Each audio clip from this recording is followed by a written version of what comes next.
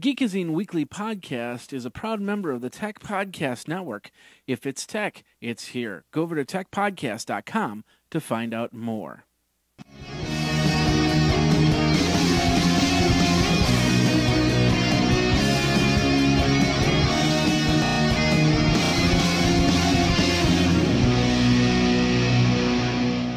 This is the Geekazine Weekly Podcast, episode number 169 for December 15th. A little bit late, but still, nonetheless, we will get this out to you, and we'll get you going on this. My name is Jeffrey Powers.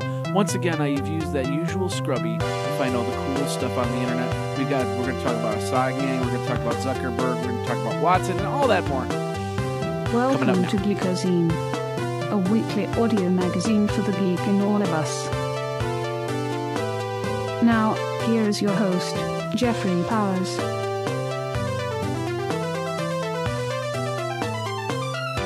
Hey, ladies and gentlemen, boys and girls, children of all ages, my name is Jeffrey Powers. Thanks a lot for coming to the show. Thanks a lot for watching. Thanks a lot for listening. And yes, we are about almost 24 hours late on this podcast. And the reason why is very, very simple. I was off on a trip to Austin, Texas, where I had to sit down and talk with Michael Dell for a couple hours. No, not really. I was down at Dell facility. We're going to talk about that in a few minutes here.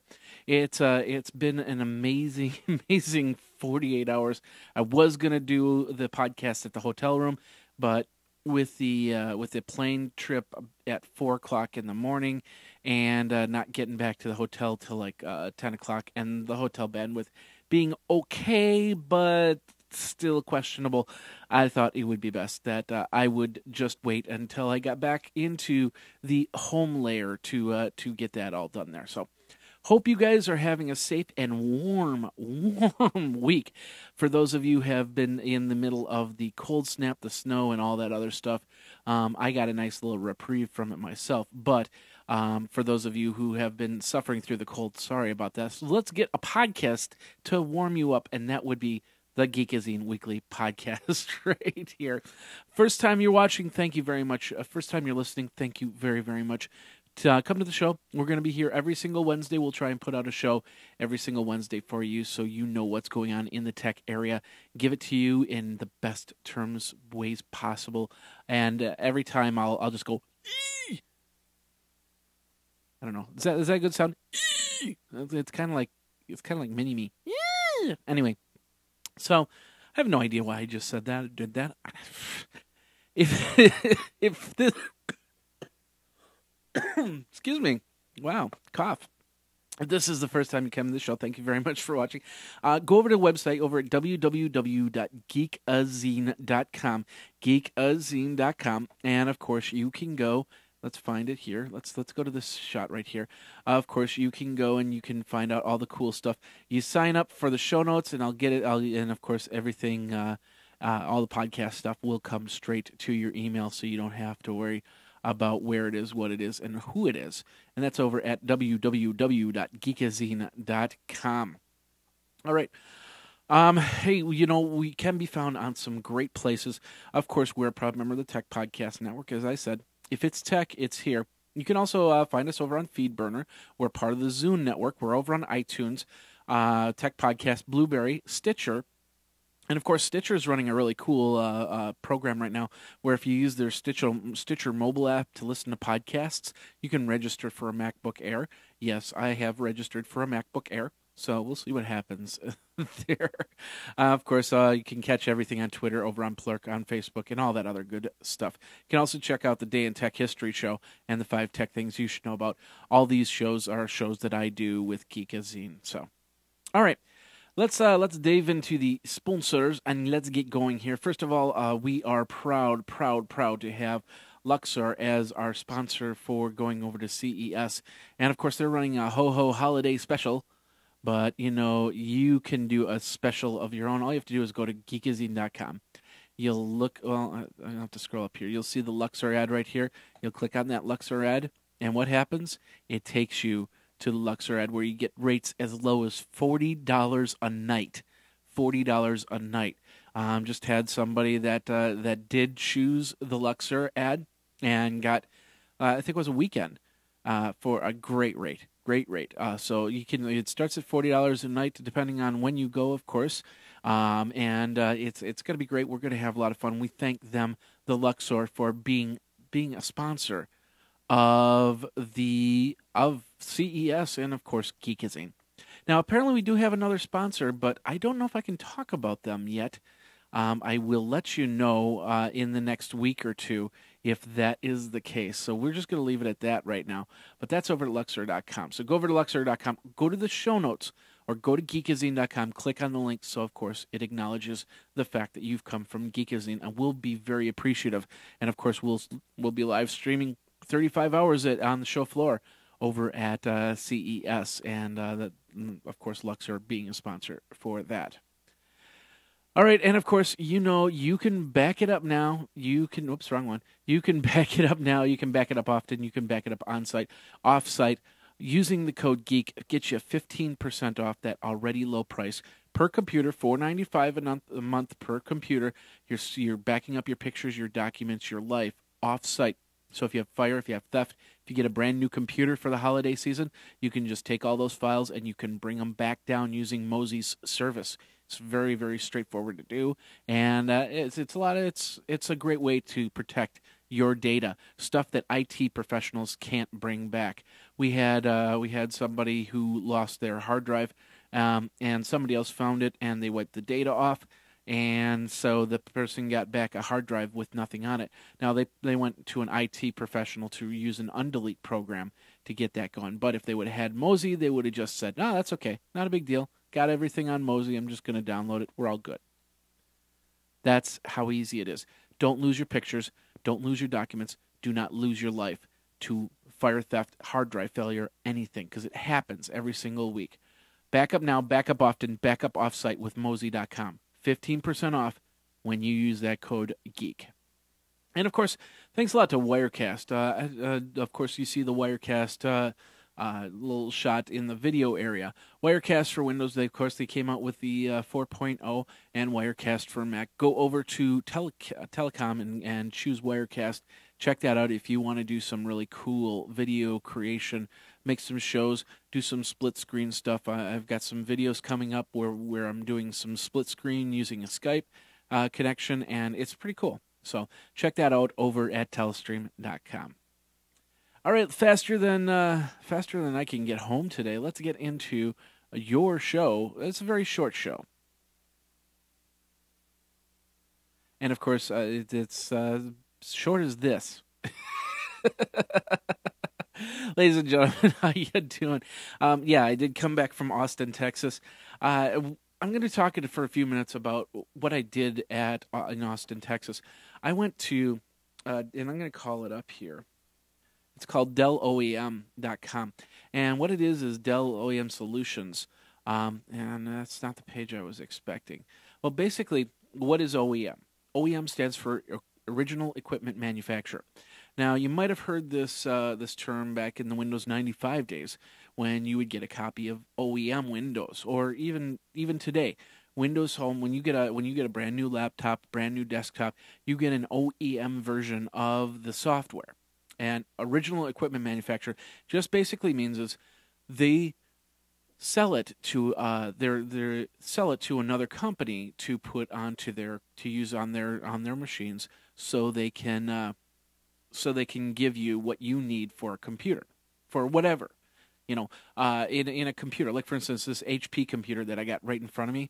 The video is, I believe, ATI. The audio is done by Altec Lansing, if I remember correctly. And these are all OEM parts. These are companies that make that specific part and then give them the specs to put it into their computers, integrate it into their boards, so they can use this. So your computer is really created by several different companies.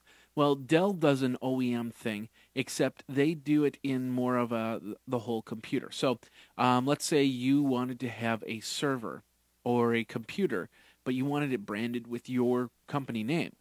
You would go to Dell OEM Services, and you would say, I'd want to make 1,000 computers, and I'd want to have my brand name on it, not Dell's brand name on it. Of course, if you become competition, there's a little bit of question there probably, but the whole point is, let's say you're Google, because Google is one of their main clients. They want to have an appliance that they can send out to the IT areas, so they can have in-house IT search appliances. So they use Dell to put together the internals on it. They make the software, they make the search software, and then they package it in a really nice yellow box that says Google. Doesn't say Dell anywhere. It says Google. So we went out there for Dell OEM Day, and we learned about all these companies that are using OEM solutions through Dell to create the computer part of it. So they don't have to worry about it. They do the software. If you go to a Redbox, for example, the Redbox is powered by Dell. You don't see a Dell computer there. You just see a big red box. But the computer that's powering it is a Dell computer. That's an example right there. And now you might be saying to yourself, well, I'm not an IT guy. Why would I care about it? Well, if you've got a company and your company is thinking about doing some sort of branding, there's a lot of other things that run Dell. You go to the shopping mall or the grocery store, and you go to checkout, and you use one of those self-checkout lines. You might be using a Dell computer. Yeah, even in the checkout lines, you might be using a Dell computer for the POS systems, point of sale systems. So you're in a company that does machining. There's many different reasons to have a computer, an industrial computer that comes from Dell. So the whole point is, you might be a business person that's starting out and you've got some great ideas, and you don't want to create that hardware back end. You just go and you use what's already there. Don't reinvent that proverbial wheel. And then next thing you know, you're contracting with Dell to make your machines look like your company's machines. Pretty cool. We got to see a lot of on the customization. We got to hear about how the whole OEM system works. Of course, the first video is over on Geekazine.com if you want to check it out. It's about 53 minutes, so you might want to sit down on the couch and just kind of relax and watch Justin and I think Justin and James. I think those are the names. That they went through the first part. Of course, I'll be putting out the videos more on that. So Dell OEM, it was great, and I thank everybody that that helped me come down and check out Dell OEM Day. It was great. Of course, I met a lot of the bloggers that I've seen throughout the time. Like John Abeto from Absolutely Windows. We had Hector. We had Kevin Houston from Blades Made Simple when we were out at HP Tech Forum. He was out there too. And met a few people. So I thank everybody that was out there and had a great time. Great time. And of course, I didn't have to spend it in 5-degree weather, because that's what happened here back in Wisconsin. Saturday night, it snowed 10 inches. 10 inches, and I ended up shoveling Sunday morning. And then Monday morning, I was on a plane, and I got to Austin, Texas, and it was 50 degrees, something like that. On Tuesday, it was 71 degrees, and it was just like, oh, thank you very, very much. So it was a really nice reprieve from this cold weather, but, now I'm back here, and here's the weather, and we got another snowing front storm coming up on the coming to the east, and it's happening. I'm gonna have to do some more shoveling. So, hey, CES is fast approaching, and of course, if you've got a company that wants to be interviewed by our live interview team for the 35 or plus, our whole weekend of live stream, let us know. Drop us a line. Go over to that tpn.tv. tpn.tv. Let me go here, and I'll just type it up. tpn.tv. That's Tech Podcasts Live. You can watch TV in your browser. I don't know what that is, but okay. We've been getting everything ready on the interviews, the back channel, the primary channel. Of course, if you've got a company that's out at CES and you want to be interviewed on one of our 30-minute slots, let us know, and we will get that going for you right there. So, a couple more things. Finally, I will be on the 24-hour podcast this Saturday. I'm going to be on twice. One, we're going to be talking about CES, and then the other one, I'm going to be giving you my favorite tech gifts for the holiday season. So that should be pretty cool there. So check that all out, and I think that's it on the news here. Let's get into your straight up news. And oh yeah, I didn't do the music. Oops. Yeah. All right, let's start over at telegraph.co.uk. Apparently, Julian Assange, I believe that's how you pronounce it. He was posted bail. He was told $200,000. But the more interesting thing about this was the judge let them use Twitter as long as they did it quietly and did not disturb the court. They could tweet within the courthouse of what was going on with this whole WikiLeaks trial. Now, social networking isn't really a accepted thing in a courthouse because the big thing is somebody could tweet something, and if somebody saw it, that could influence, and all of a sudden you got a big legal issue right there. So I was a little bit surprised that they said you could tweet. Of course, there's no real influence on it. It's just basically everybody tweeting saying, hey, he's going to be posting bail. Big whoop-de-doo. But it's still pretty interesting, and it might set a precedence that they won't be able to take away.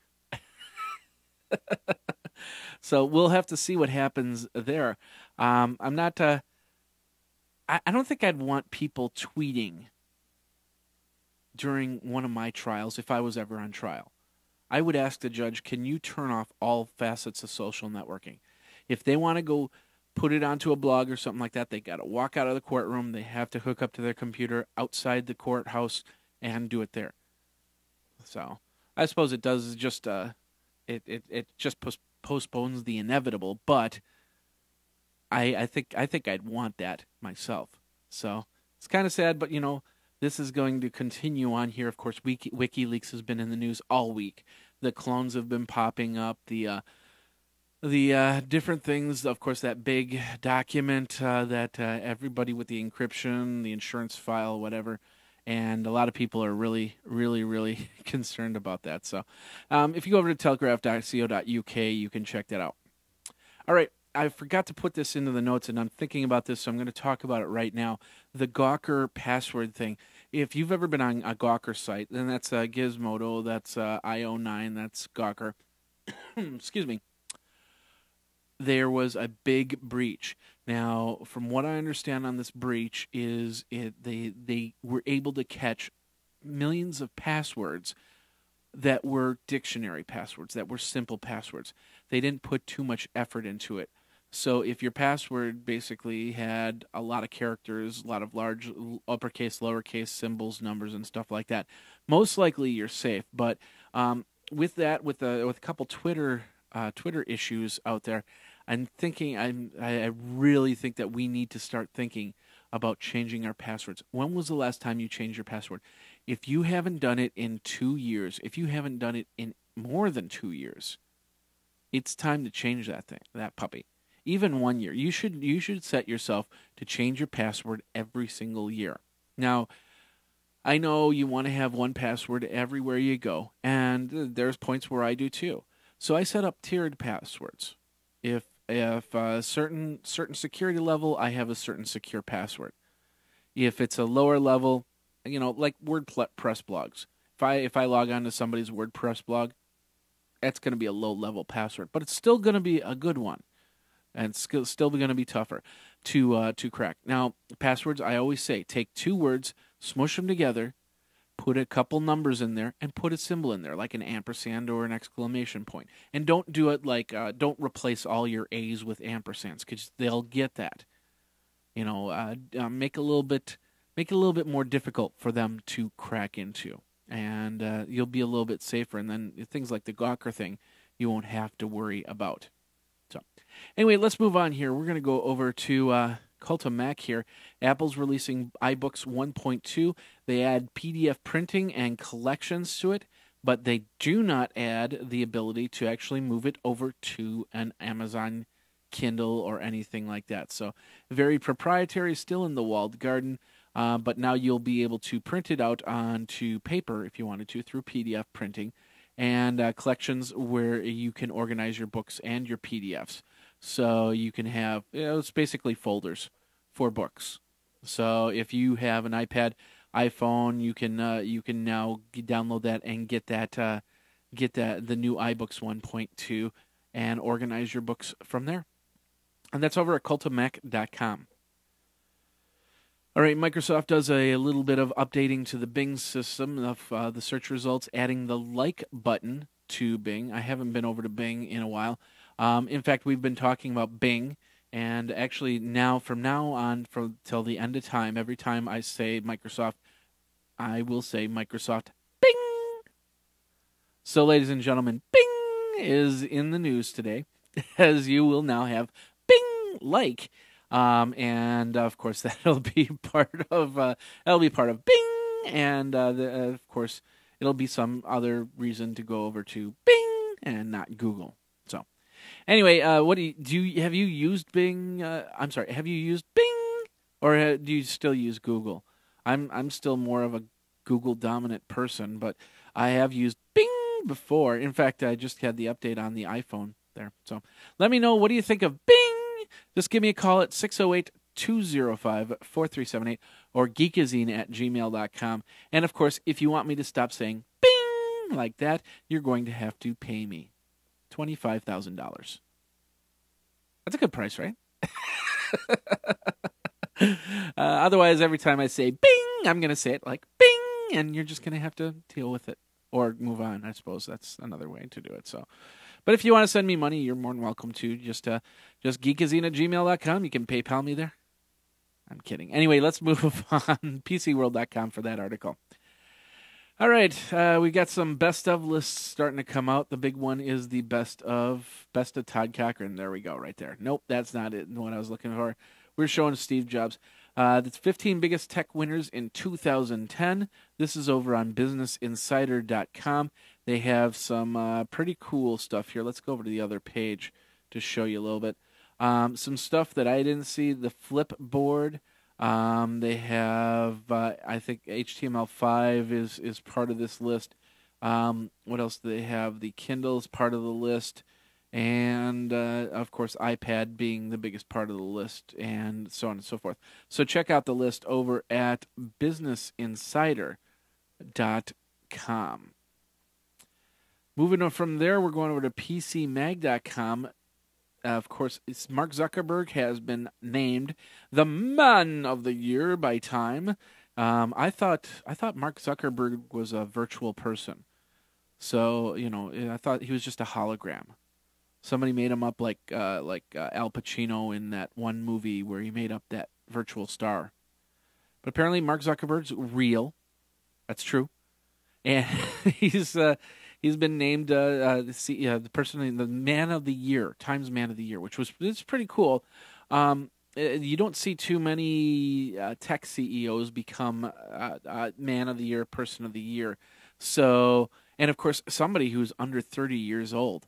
That's a big accomplishment, and he knocked out a lot of other people for that. And a lot of people might have said, well, there's some other people that really deserve it, and I don't understand why he gets to deserve it.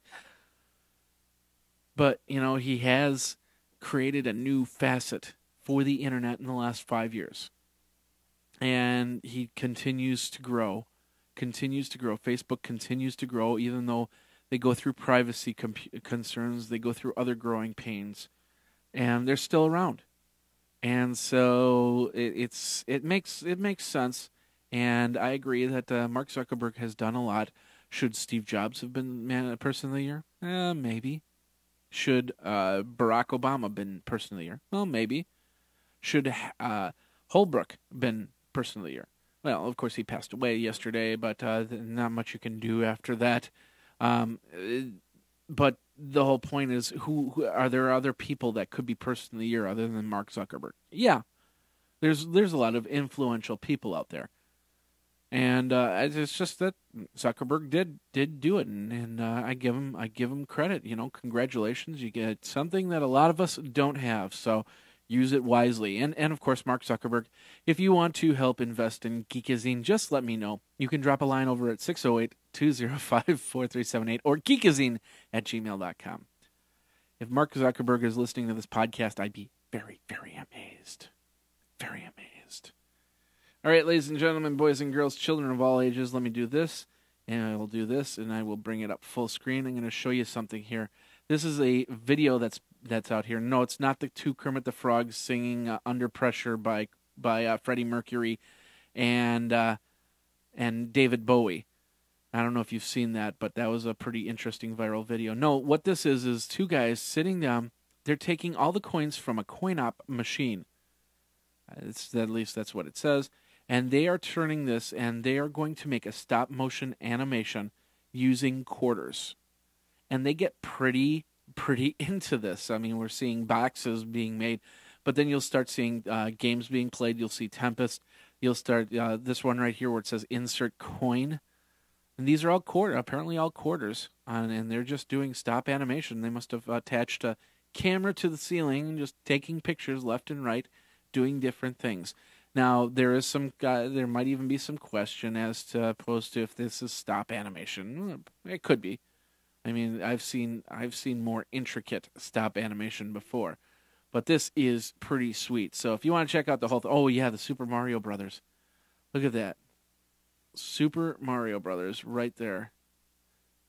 And now they're going through a different virtual world. It's just we could watch the whole thing, but the whole point is you can check it out yourself if you want to. Go over to boingboing.net, and that will get you that video right there. All right, Frank actually talked about this over on Geekazine.com. Of course, I had this in the show notes, but go over to Geekazine.com. You can check it out. Let's link over there really quick. Shoot over that, and of course, Frank being one of the people that do some blogging over on Geekazine.com. If you would like to blog as well, you just feel free to send me an email at geekazine@gmail.com. I will set you up with a blog account. But anyway, Frank did an article called Computers in Jeopardy, coming soon to a TV near you. It's about the Watson computer, the supercomputer from IBM that is now smart enough that they believe that it can now be challenged on Jeopardy. So what they're going to be doing is they're going to be planning the game where they're going to have it play Jeopardy, from what I understand. And it's going to be pretty cool. We'll see what happens here. We'll see if they can get through the whole thing, and so we'll see if the IBM computer will win.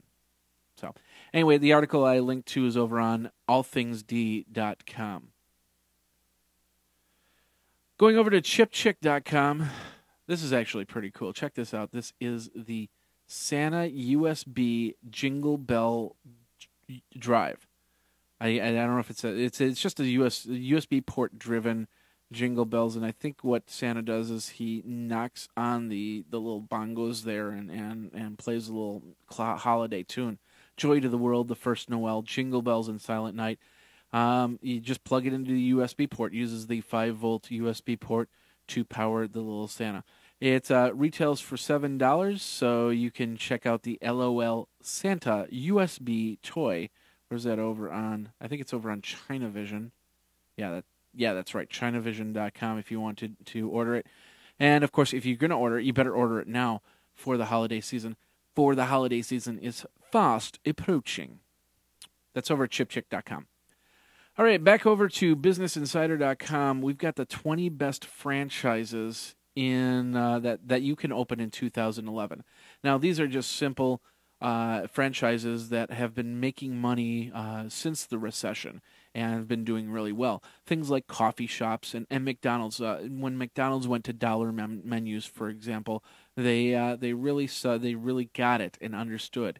So they got a lot of really cool stuff here. Check out the top 10 that are out there, and we'll go from there. So that's over at businessinsider.com. couple more articles, and we're going to send you on your way on this shorter show. Information we'll go over to Information Week right here. We're going to talk for a few minutes about Chrome OS. Of course, well, the Chrome OS laptop, they sent out a whole bunch of free Chrome OS laptops. I didn't get one, unfortunately, but that's okay. That's okay. But apparently yesterday there was a one of the for engineers with Google had predicted that Chrome OS would be killed within the next year and merged with Android. They believe that the Chrome OS, let me take a drink here. They believe that the Chrome OS is not, and this is Paul Buchheit, who is the former engineer of Google and Facebook, and he says that that it just doesn't have the meat and potatoes that people want, and it just doesn't seem to cut it. And if it gets merged with Android, Android will be the all-encompassing system that people will want on their laptops and want on their phones and want on their tablets and stuff like that. I kind of agree. From what I've seen of Chrome OS right now, it's just a browser. You just open it up and it's a browser, and it's nice, but it's also kind of nothing else. So, and of course, it's supposed to be where HTML5 is going to come into play and all that other stuff, and so you'll be able to. The idea is you won't need all that stuff inside your computer. You just need to attach to the cloud and go and use a web browser. I'm not totally convinced on that method yet, and I think a lot of other people aren't convinced on that method yet, and so they just want to have legacy software as well. They want to have tangible software that they don't go up to the cloud, especially for those companies that run high-level security areas. You can't get into stuff. You can't get into areas, and you do not want to have your stuff out on the cloud. And that's it. There's some pounding going on upstairs. I don't know what's going on there. I don't know if you can hear that or not, but I have to find out what's going on up there. That's weird. Anyway, let's continue on here for Chrome OS. Once again, we're gonna have to wait and see how Chrome OS really reacts. If it becomes something where you can't do anything unless you attach to the internet to use, it might not be as helpful and useful as they want you to believe. At least that's my thoughts on that whole thing. So only time will tell. We'll see what happens with the Chrome OS, but I think Google needs to do some revamping with their system. And of course, everybody says, "Well, is Chrome OS the Windows killer?" And my answer and we talked about this in depth yesterday at Dell. My answer is no. It's not. Windows is still going to be the dominant system. And you might not like that, but if it's ruled in business, it's ruled in life. And right now, big business sticks with Windows for the most part. So, like it or not, that's where things are staying right now in the Windows environment. Chrome will need to do a lot to change people's minds. And I think with Android, with a desktop version of Android, that would be a major thing. And especially with a desktop version of Android that acts with user friendliness to it. I think that's another key right there. So, anyway, right now I say Chrome OS will not succeed. I totally agree on this. Some people are saying no, that's not true. They think that Chrome OS will work. But the bottom line is, and they said this on This Week in Tech this week, the OLPC was supposed to be less price than the Chrome OS laptop, and it does more than the Chrome OS laptop. So, like I said, we'll see what happens. But of course, what do you think? Do you think that Chrome OS, do you think that this is going to be the best thing since sliced bread? Let me know, 608-205-4378. or Geekazine at gmail.com. All right, like I said, short show. We've got one more thing here, and we're going to go over here to device.com. Check this out. What this is a Blu-ray disc server. Now, do you remember, I don't know if you remember, you might even go to Goodwill and see these. They had the 50 CD carousel CD players, and it was like, oh, cool, I always wanted to have one. Well, now they have these for Blu-ray discs. So you can actually put all your Blu-rays into this server. You don't have to touch your discs at all. You want to watch a movie, you just call it up and then watch the movie and then go from there. So you can, and of course, you don't have to worry about scratching the discs or anything. And I'm assuming you can also put regular DVDs in there as well. But the price on this, my understanding, is a little bit high. I think it's like $1,500 for the player. And then you add $30 Blu-ray movies to it. And they're saying, why would you do that when you can get Netflix at $7 a month?